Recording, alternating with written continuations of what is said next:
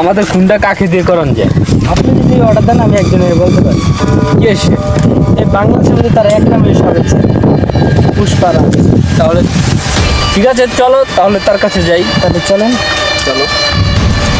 আর আপনি তো বাংলাদেশের মধ্যে কথা নিয়ে আসেন। আমি একটা খুনের কন্ট্যাক্ট দিব। তুমি করবে না তোমার বস আছে? আমার বস আছে, বসে চলে। তাহলে চলো, তোমার বসের কাছে আমাকে নিয়ে চলো। চলো। আচ্ছা আপনারা আসেন।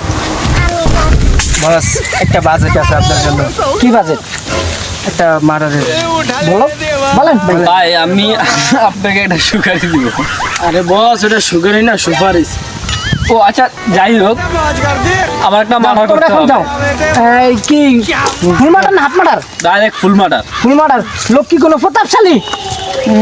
মোটামুটি প্রতাপশালী। হ্যাঁ রে, আমি এসব মার্ডারই করি না। আপনারা জানেন এইসব পুষ্পা কখনো এইসব ছোট মোটো কাজ করে না।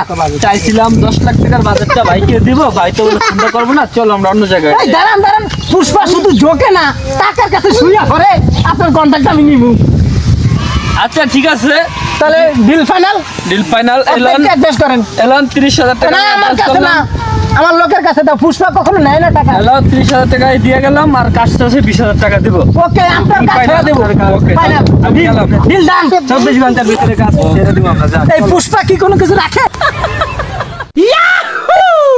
ওই পুষ্পা তোরে মারার কন্টাক্ট নিছে, আর তোকে না মেরে পুষ্পা কখনো যাবে না, কারণ পুষ্পা টাকার কাছে ঝোঁকে না, শুইয়া পড়ে।